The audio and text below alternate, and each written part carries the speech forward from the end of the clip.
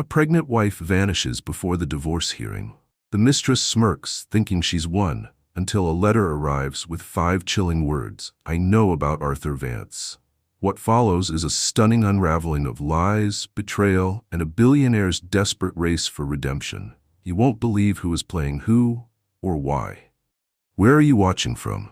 Drop your city in the comments, and don't forget to subscribe for more powerful stories like this one. It was supposed to be the final chapter in a long, bitter unraveling. The courtroom was frigid, not from the air conditioning, but from the tension, thick, electric, coiled in every corner. My lawyers, suited in bespoke armor, sat like statues beside me, their legal pads and silver pens useless in the silence that had taken over the room.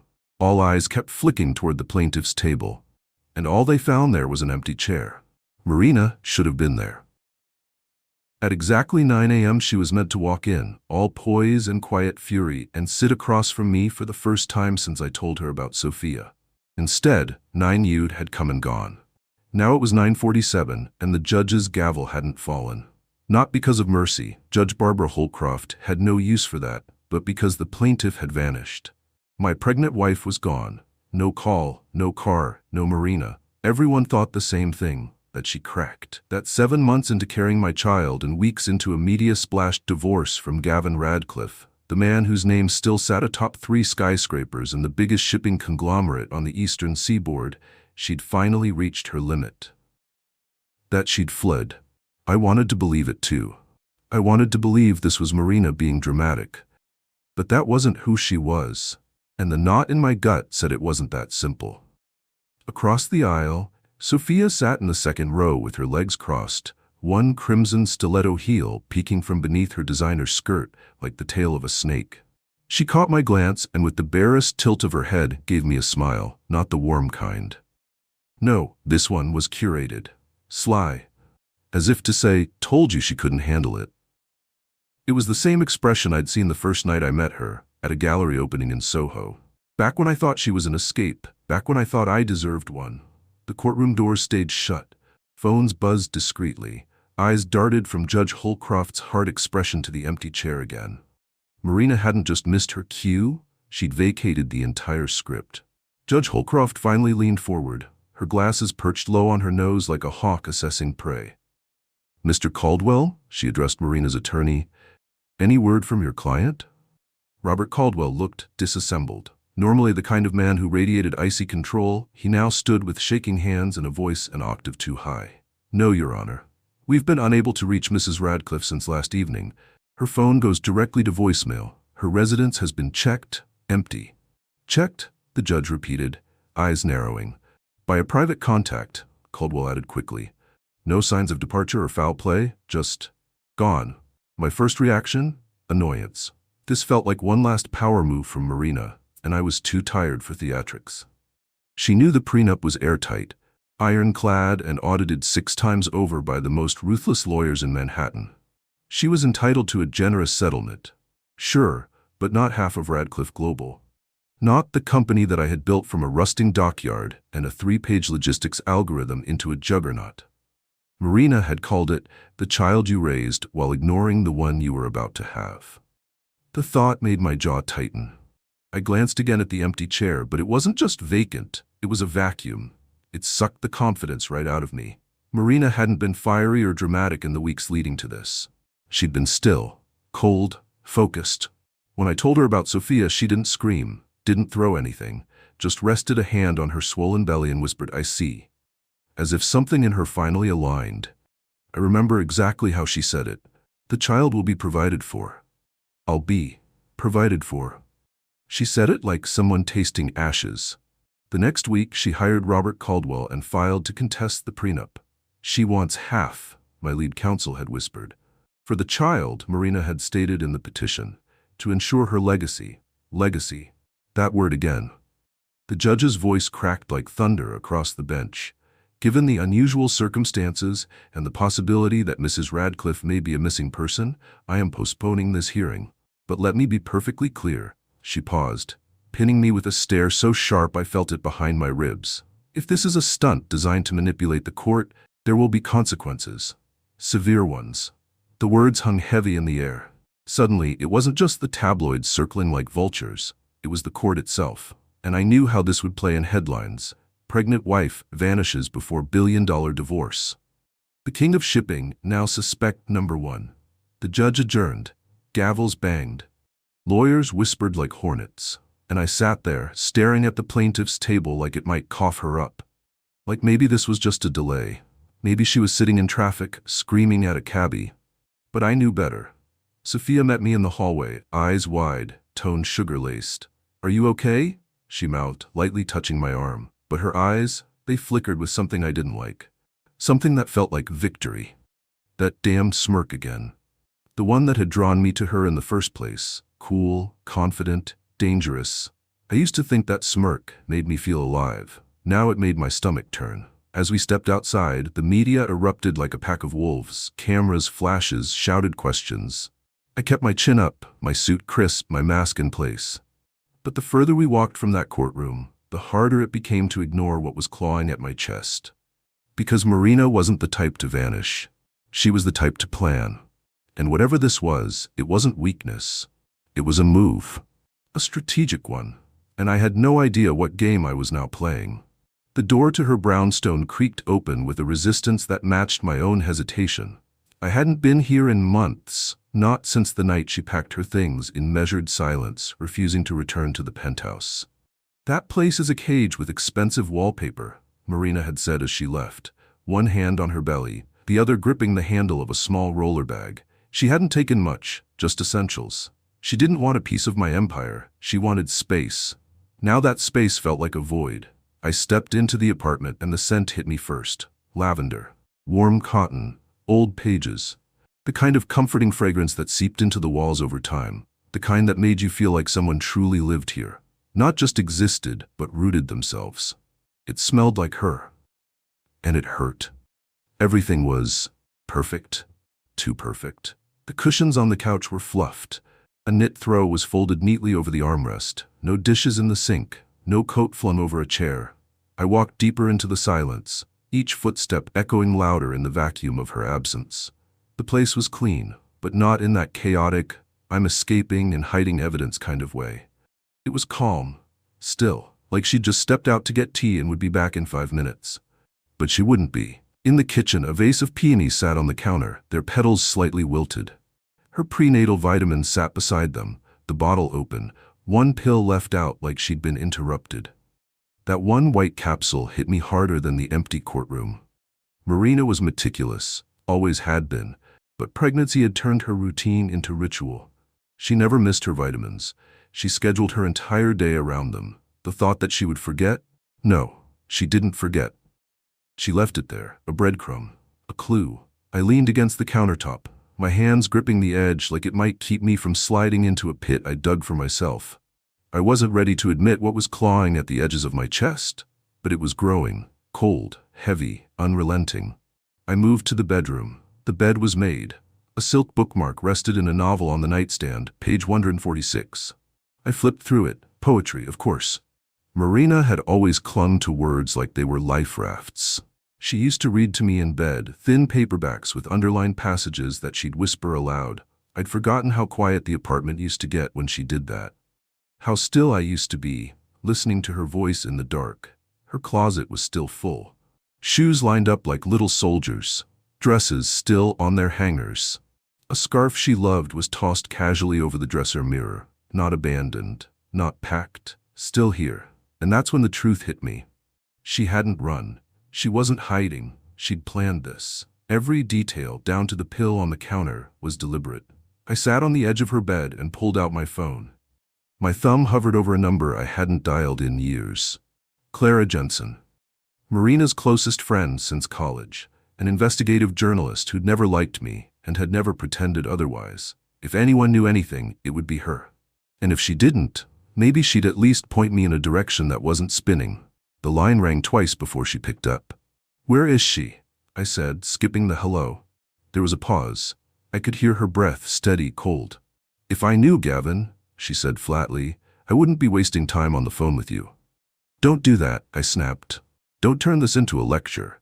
She's missing, Clara. Do you understand what that means?" "No," she said, her voice like glass. She's not missing. You are just now realizing she left. I clenched my jaw. She wouldn't do this. Not like this. She's smarter than this. Exactly, Clara replied, which is why she didn't just vanish for no reason. Marina didn't crack under pressure, Gavin. She was preparing for war. War, the word lodged in my throat. She had a plan, Clara continued. A real one. Not your kind of plan where you just buy your way out of consequences. She was ready to go to court. She was ready to get what she and that baby deserved. But then something changed. You want to know what changed? Yes, I said, quieter now. I do too, she said. But I have a theory. It's got a name. 5 letters, starts with S, wears lipstick that costs more than a mortgage payment. My pulse skipped. This has nothing to do with Sophia. That's what you want to believe, Clara snapped. But ask yourself this, who benefits the most from Marina disappearing? Who looks like the grieving man now? Who looks like the supportive partner in every photo since yesterday? She's not hiding, Gavin. She's making a move. I wanted to argue, to call her paranoid, but something in my gut knew better. Clara had seen it clearer than I had. Marina didn't run out of fear. She stepped away so the board couldn't see the checkmate coming. The line went dead. I stayed there in her apartment, listening to nothing. No movement, no music. Just the ghost of her decision echoing between the walls. I looked again at the vitamin bottle, that pill, sitting out like a period at the end of a sentence. Marina wasn't just gone. She'd started something. And I was already losing. The letter arrived 3 days after Marina disappeared. It came by courier, not regular mail, no return address. Just a thick, cream-colored envelope with my name written in her unmistakable hand. Elegant, deliberate, almost too calm for what it contained. I didn't open it right away. I sat there in my office, the envelope resting on my desk like a live grenade. My hand hovered over it, and I could feel my pulse in my fingertips. Whatever was inside, I knew instinctively it would shift the ground beneath me. When I finally sliced it open with the silver letter opener my father gave me, 2 items slid out. The first was official, a legal motion to withdraw the divorce petition. Marina was dropping everything. No claim to assets, no child support, no half of the company. She wanted nothing. It made no sense. For weeks she'd stood her ground, fighting tooth and nail through one of the most aggressive attorneys in the city. She demanded what she was owed for the child, she'd said, for its legacy. And now she was walking away without a penny. It was the second piece of paper that explained everything. A single note, folded in half. 1 line of ink centered on the page. I know about Arthur Vance. Forgive me for what I have to do. My vision blurred, not from tears, at least not at first, but from the cold rush of blood to my head. Arthur Vance, a name I hadn't heard aloud in 15 years, a name I buried with enough legal cement to last 3 lifetimes. That secret wasn't just locked away, it was erased, sanitized, forgotten by everyone but me. And now Marina knew. I pushed back from the desk, the chair scraping across the hardwood. My legs carried me to the window almost involuntarily. Outside, the skyline stretched across Manhattan in sharp silhouettes, clean and modern and powerful. My kingdom, my empire, built on precision and ruthlessness. But beneath the glass and steel the foundation was cracked, and she had found it. I pulled out a file, an old one, from the locked cabinet no one else had the key to. Inside were the original napkin sketches, the email drafts, the informal agreements between me and Arthur Vance. I had been 28, arrogant and desperate. Arthur was the genius, technically brilliant but naive. He'd written the logistics algorithm that would eventually power Radcliffe Global's shipping empire. I was the one who got it funded, branded, scaled, and stolen. I'd registered the patent under my name through a shell company, used Arthur's trust against him. When he realized what I'd done, he'd threatened to sue.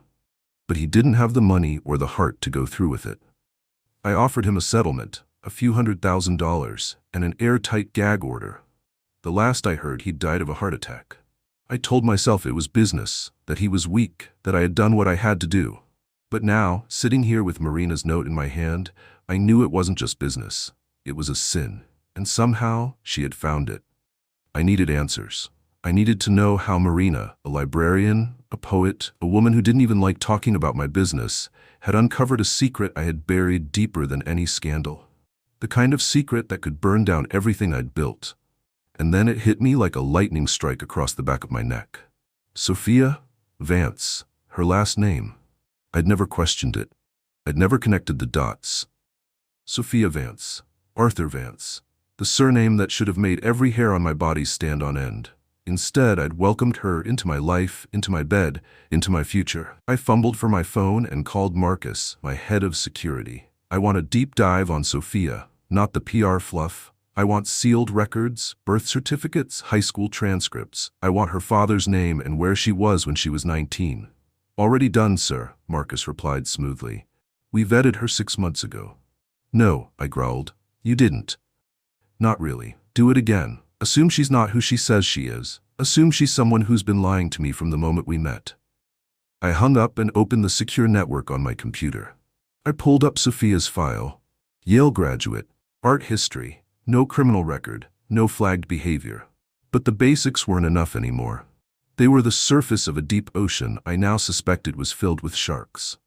My fingers trembled as I typed into a private intelligence tool we sometimes used during hostile takeovers. I entered every known detail I had on Sophia. Her birth date, her addresses, her parents, names from social media posts. And then I waited. The results came back in bursts, one drip at a time, each one cutting sharper than the last. Sophia Vance was born Sofia Vancescu.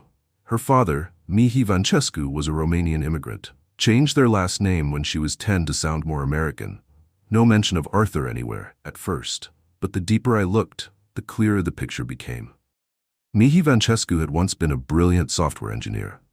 He died when Sophia was 19, heart failure. The medical report said massive coronary, but old police documents included interviews with friends and neighbors. Words like depression, obsession, and stolen work surfaced in every line. I leaned back in my chair, nausea rising in my throat. Arthur Vance hadn't died. He'd changed his name. He'd tried to reinvent himself, to start over. And I had still ruined him. I had stolen his work, forced him into obscurity, and ultimately helped drive him into an early grave. Sophia hadn't fallen in love with me. She had hunted me for years. Our chance meeting at the gallery? Staged. Her fascination with my business? Calculated. The gentle seduction? A mask for a blade she had every intention of burying in my back. And Marina had seen it before I did. She'd discovered Sophia's identity, maybe through a slip of the tongue, maybe through a photo, maybe just by intuition, the kind of deep, unexplainable knowledge you only get from loving someone so long you learn to see their ghosts. And instead of using it to destroy me, she'd walked away. She'd dropped the case, because if it had gone to trial, if discovery had begun, Sophia would have gotten exactly what she wanted. The truth about Arthur Vance would have been dredged up in open court. My empire's foundation would have crumbled in front of the world. But Marina, she'd pulled the plug on all of it. Protected me from the disaster I deserved. She hadn't run to hide. She had retreated to save me. And in that moment, standing in my glass tower with her letter shaking in my hand, I realized I hadn't just lost her. I'd lost the right to call myself the smarter one in our marriage. Because Marina had played a game I didn't even know was being played, and she was already 10 moves ahead. I didn't sleep that night. I couldn't. Not with the investigator's report burning a hole through my inbox like a live coal.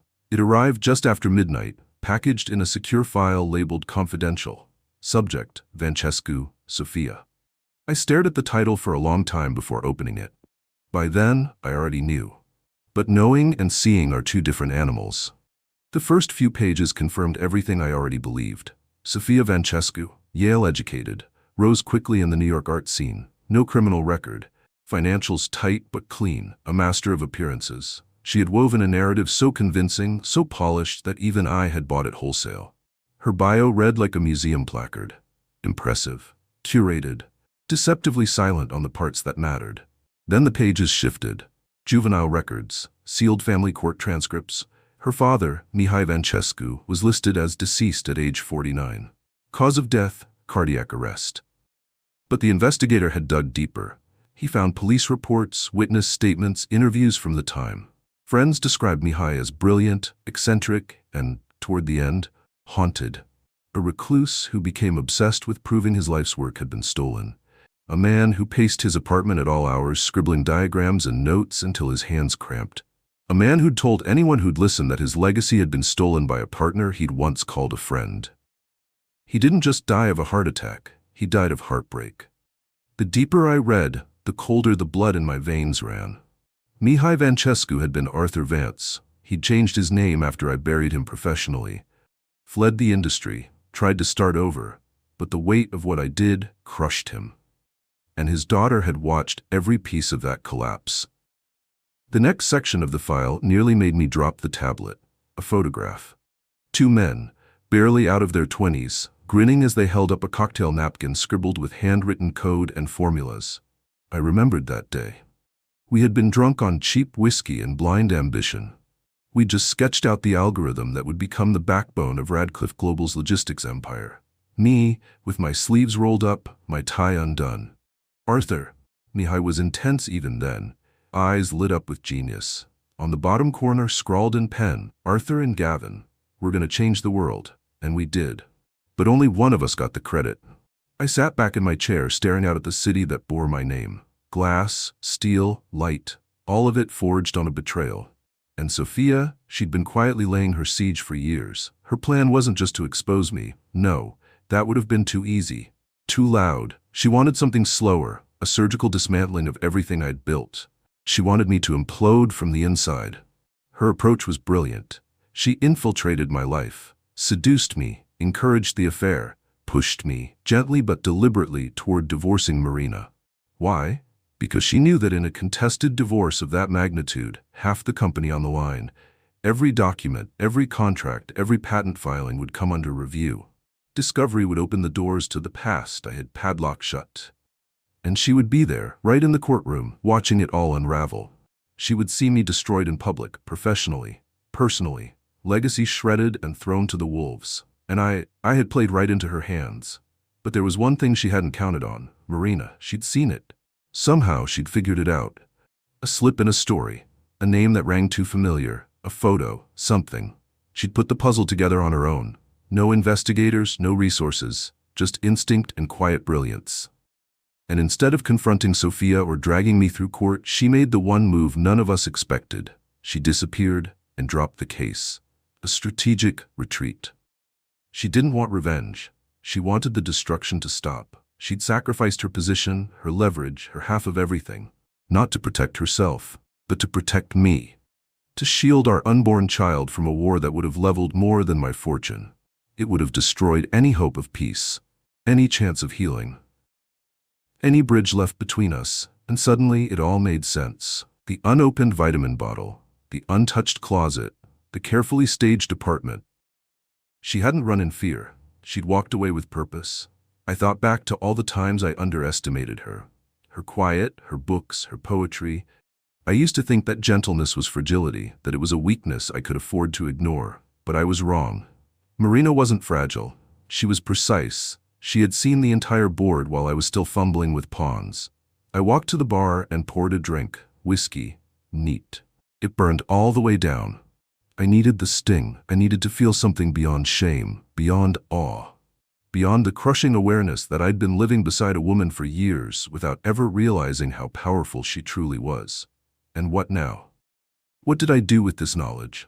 The scandal hadn't broken, yet. The divorce was dropped. Sophia's plan had collapsed before she could execute it.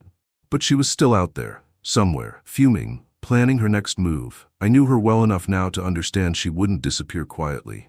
And Marina, she had vanished into the ether. No word, no hint of where she went. Just the single note. Forgive me for what I have to do. She hadn't asked for understanding. She'd asked for mercy. And I didn't deserve it. I sank into the leather chair behind my desk and stared at the investigator's report one last time. My empire, my name, everything I had clawed into existence was hanging by a thread. But for the first time in years, I didn't feel like fighting. I felt like listening, and if I ever found Marina again, I was going to start by saying just 2 words. Thank you.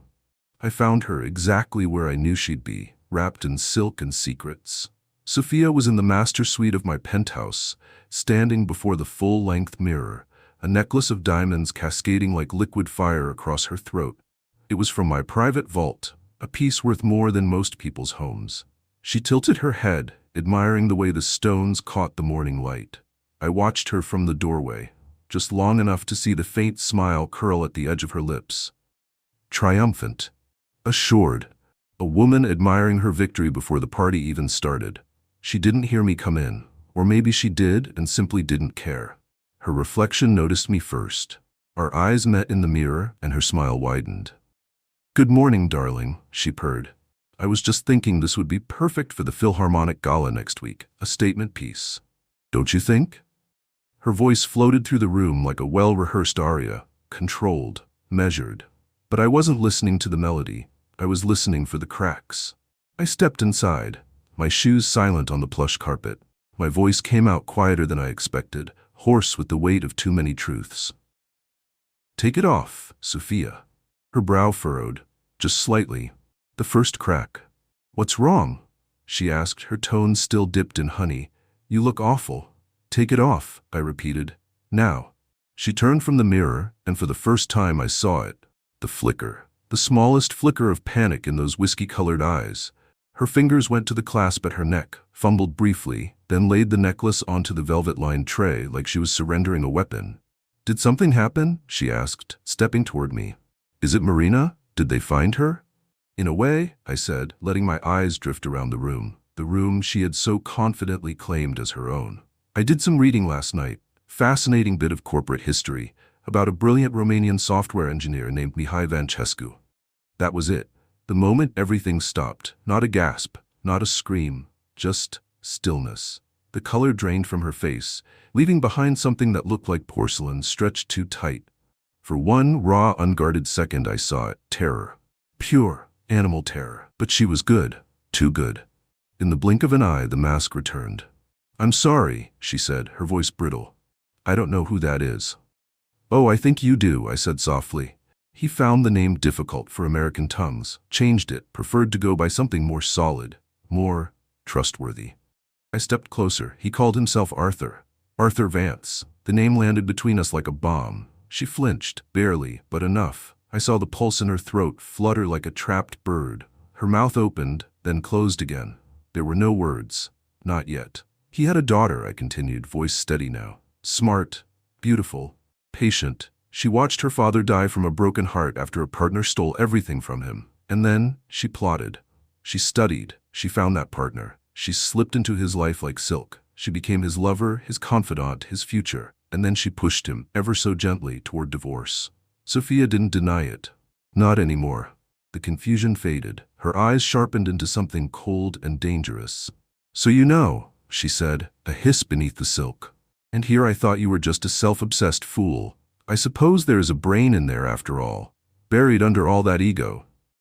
"Where is Marina?" I asked, finally letting my voice rise. "What did you do to her?" Sophia laughed, a sound so bitter it cut the air in half. "You really think I had her locked in a basement somewhere? That's not my style. I don't get my hands dirty. Your precious Marina saw what I was about to do, and she ran. She chose exile over annihilation." "No," I said, shaking my head. "You drove her away." "I did you a favor," she spat, the anger spilling out now.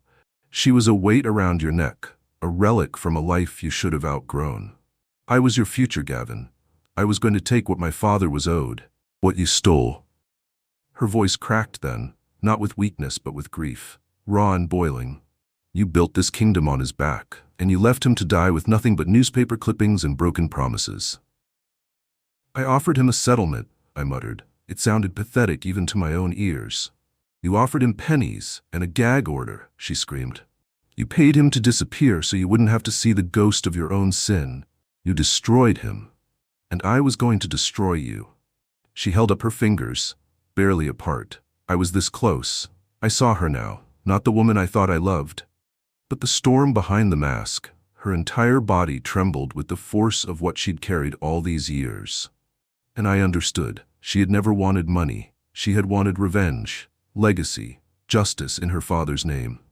"You need to leave," I said, quiet, final. Her laugh turned cold again.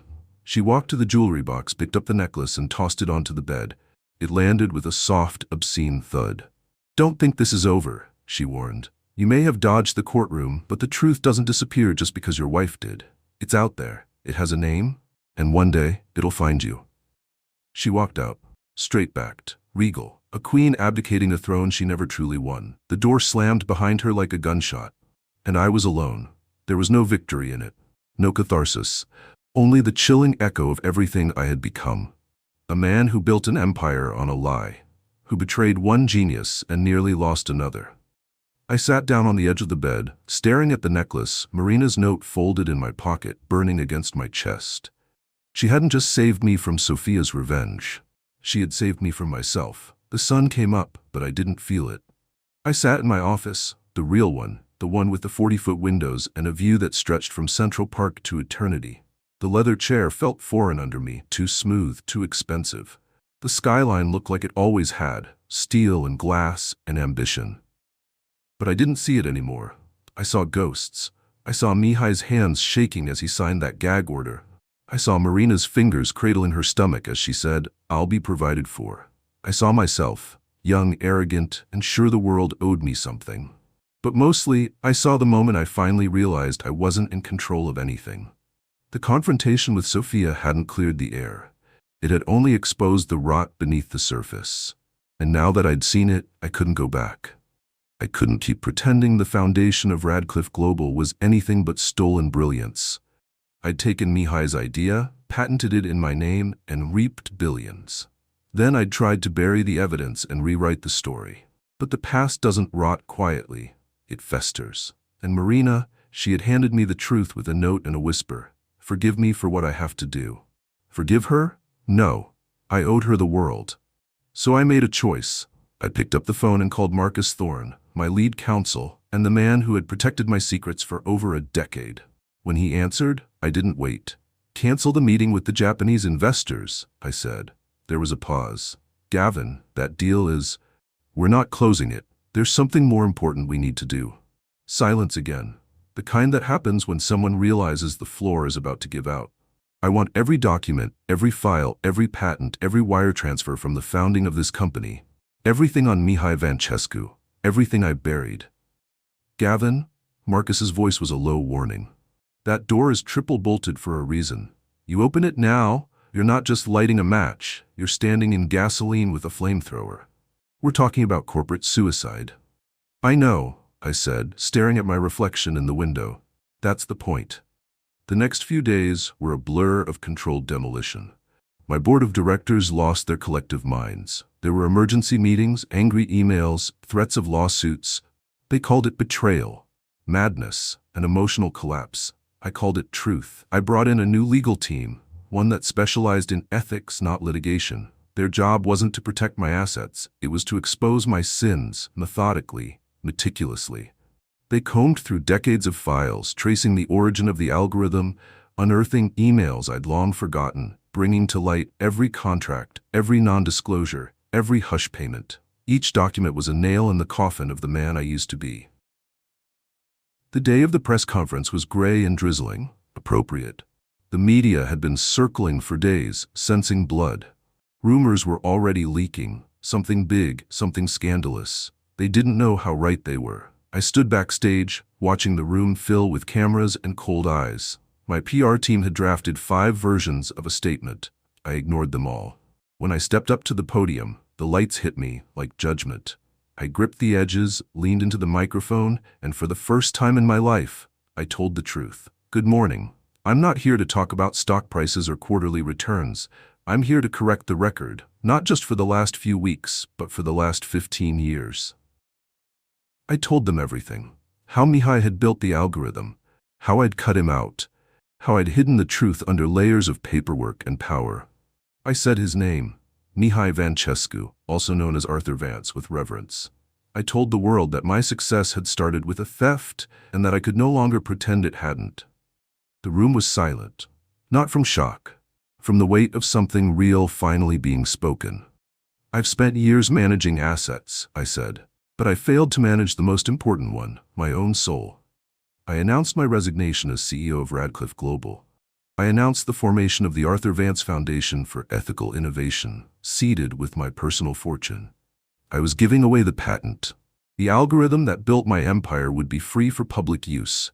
No licensing, no royalties, no walls, I didn't take questions, I didn't want applause, I walked off that stage and into the unknown.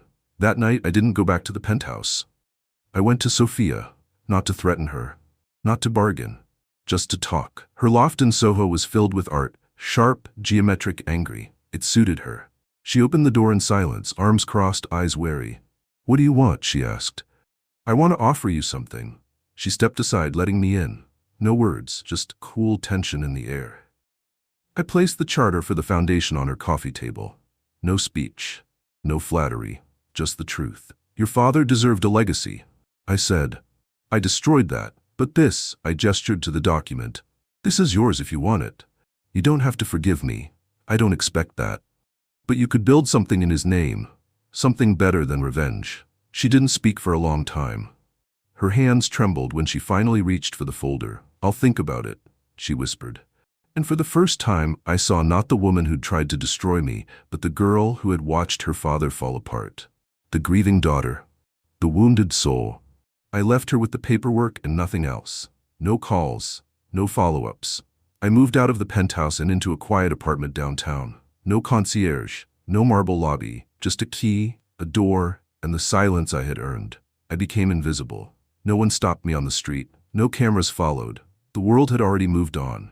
My name was still a headline, but not the kind that echoed anymore.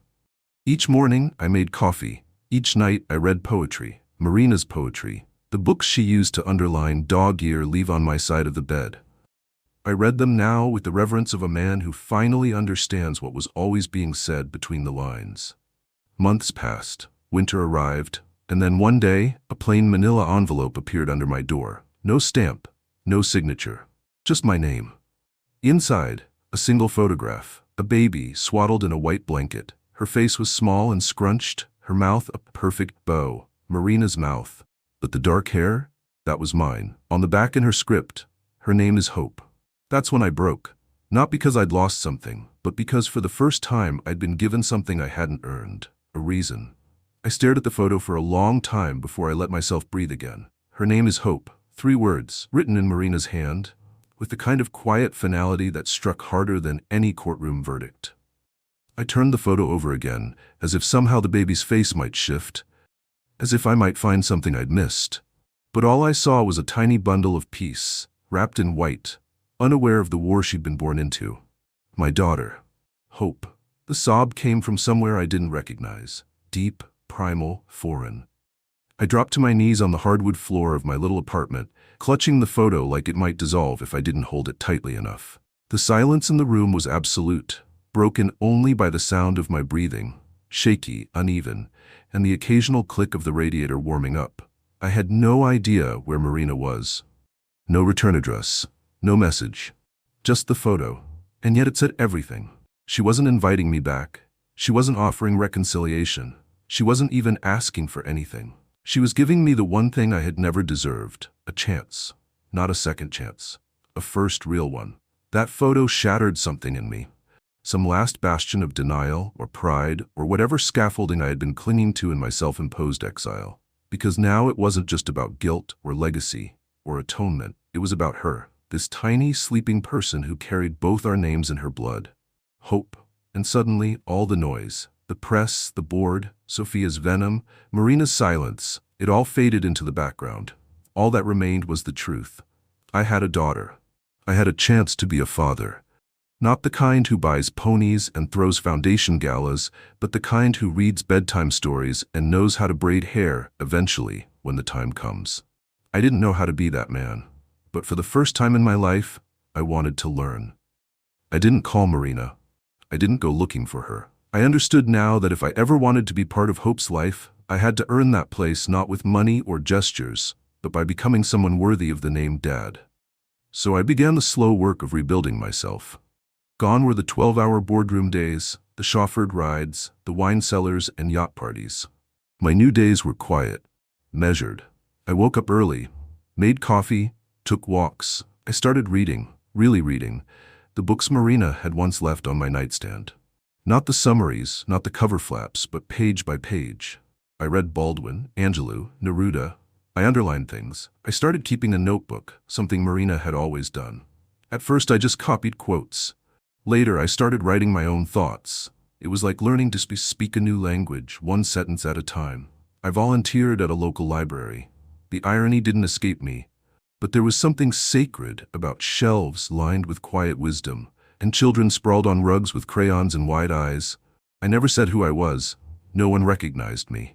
In that space, I was just a man shelving returns and repairing bent bindings. I called Robert Salinger, Marina's attorney, every few weeks. "Is she okay?" I'd ask. "She and the baby are doing well," he'd say.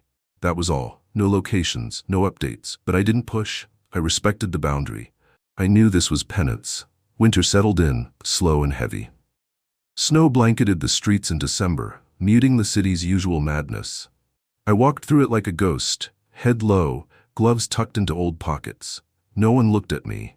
No one whispered my name. And for the first time in years, I was alone with nothing but my conscience. And it was loud. There were nights I almost cracked. Nights when the silence became suffocating. When I longed to go back to the noise, the power, the rush of conquest. But then I'd pull out the photo. Look at her sleeping face, that mouth, that tiny, perfect mouth. Hope. She was real, and she was waiting, somewhere out there, to see who I would become. I went to therapy, weekly, sometimes twice a week. I'd never done that before. Never trusted anyone with my flaws. But now I spoke openly about my father, about Mihai, about Marina, about guilt, about hunger, about fear. One afternoon I told the therapist something that surprised even me. "I'm afraid," I said, "that I'll never be enough for her." She asked gently, "For Marina or for Hope?" I didn't answer. Because the truth was, both. But I kept going. I kept digging. I kept rebuilding. Sophia never contacted me again. I'd left the offer for the foundation on her table and walked away. Months later, I heard through quiet channels that she'd accepted the role of chairwoman. She had renamed the headquarters the Mihai Vancescu Center for Innovation and Access. She didn't call to tell me. She didn't need to. That was her version of forgiveness, not toward me, but toward her father. And maybe that was enough. As the months passed, I felt the grip of the past loosen just a little. I still had nightmares, still woke some nights with Marina's voice echoing in my head. But they no longer felt like accusations. They felt like reminders of what I stood to lose and what I might still earn if I kept going. Then, one early morning in spring, I stepped outside my apartment building to find a small envelope tucked into my mailbox. Same cream-colored stock, same handwriting. Inside, a card, blank except for one line. 2 weeks from today, if you're still the man you claim to be there. Below it, a time, a park, a bench. My hands trembled as I read it again. She was giving me one more chance, not to fix everything, not to win her back, but maybe, just maybe, to meet my daughter. I stared out at the street, the morning sun catching on the frost as it melted from the sidewalk. It was time, not to conquer, but to arrive. And for the first time in my life, I understood the true meaning of hope. The bench was older than I remembered, worn at the edges, the green paint peeling to reveal soft splinters beneath. It sat beneath a wide elm tree, still bare in early spring, its skeletal branches swaying gently above the quiet path.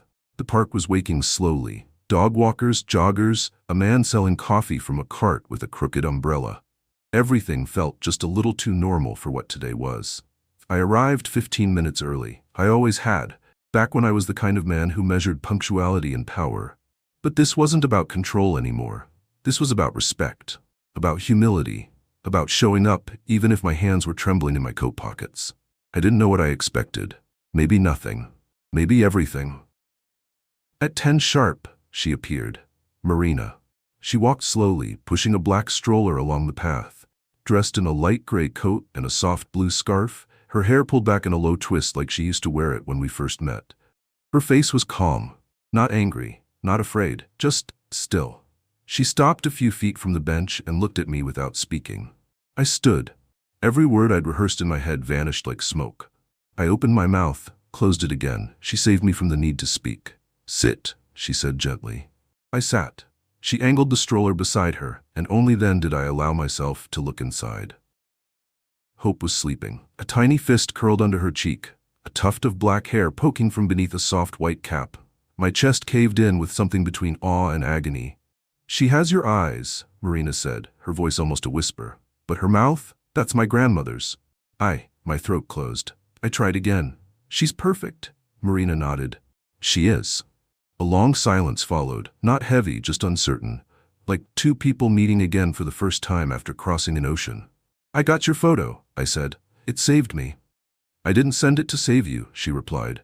"I sent it so you'd understand what mattered now, what's at stake." "I do," I said, and I meant it.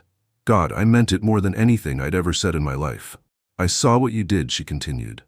"The press conference, the foundation, the resignation, I watched every second." My stomach turned. "I didn't do it for show." "I know." She looked out at the pond beyond the path, eyes narrowing slightly against the light breeze. "You could have buried it again, paid Sophia off, reinvented the narrative. You had options." "I had lies," I corrected, "and I was done living inside them." That earned me a glance. A full one. Her eyes, those deep, unreadable pools I'd once taken for granted, searched me like they were looking for a crack in the facade, but I didn't have one to offer. Not anymore. "When I left," she said, "I wasn't just walking away from the case. I was walking away from you, from everything we built. I thought you'd never understand why." "I didn't," I admitted. "Not then. I was too blinded by the noise, by Sophia, by my own damn ego." "And now?" "Now I understand exactly what you saw," I said. "You saw the house on fire, and you left to keep our daughter from burning in it." A long breath passed between us. "I didn't leave because I hated you, Gavin," she said quietly. "I left because I couldn't trust you. Not with her, not with me, not with anything real." "I know." "And this," she gestured to the stroller, "this is real." I nodded, swallowing hard. "I want to know her. I want to be part of her life, but only if you think I should be." She tilted her head. "That's not up to me anymore. That's up to you. The man you're becoming. The one who shows up, who listens, who doesn't reach for control every time things get hard." I nodded again. "I'm trying. Every day." Marina looked down at our daughter, now softly stirring in her sleep. "I believe that." Hope made a small sound, a sigh or a yawn, and her hand shifted. I stared, mesmerized, at the tiny fingers stretching open like flower petals. "Do you want to hold her?" Marina asked. I froze. "Are you sure?" "No," she said with a small smile, "but I'm hopeful." I moved carefully, as if the ground itself had become sacred. Marina lifted Hope from the stroller and handed her to me with the practiced grace of a mother. The baby shifted slightly in my arms, then settled. I couldn't breathe. She was so small, so warm, so weightless and yet unbearably heavy with meaning. "Hey there," I whispered. I'm your dad." Hope didn't open her eyes. She just sighed again and nestled into my chest, completely unaware of the storm she'd calmed just by existing. Tears came without asking. They didn't fall, just gathered in my lashes like fog. "I don't know how to do this," I whispered. "You start by showing up," Marina said softly, "and by telling the truth. The rest comes slowly." We sat there for a long time, no timeline, no negotiations, no promises, just presence. When Marina finally stood to go, she didn't say goodbye. She said, "We'll see." It wasn't a door swinging open, but it wasn't closed either. And that was enough. I walked home that day lighter and heavier all at once. Lighter from the weight of deceit I'd finally shed. Heavier from the responsibility I now carried. A daughter, a name, a future that demanded more than legacy. It demanded integrity. I pinned the photo of Hope to my wall. Not in a gold frame, just a single pushpin. It was the first thing I saw when I woke up each morning. A reminder. A vow. Not to rebuild the empire I'd lost, but to build something better, truer, quieter. A life that one day she might be proud to step into. Hope. Her name wasn't just a gift, it was a calling. And I was finally ready to answer it. Thank you so much for staying with me until the very end of this story. If you're still here, it means you felt something, and for that, I'm deeply grateful. What can we take away from Gavin's journey? Maybe this: no empire, no fortune, no title is worth more than the truth. Redemption doesn't always come with fanfare. Sometimes it begins in silence, with a letter, a photograph, or a name whispered in hope. And the bravest thing a person can do is choose to be better, one day at a time. This wasn't just a story about betrayal and revenge. It was about love that refuses to give up, even when everything else breaks apart. It's a reminder that forgiveness isn't weakness, and that sometimes walking away is the strongest move of all. I'd love to know, where are you watching from? What part of the world are you tuning in from tonight? If this story moved you, please hit the subscribe button and ring the bell so you won't miss our next tale of truth, love, and second chances. Your support means everything. Until next time, stay kind, stay curious, and never underestimate the power of change.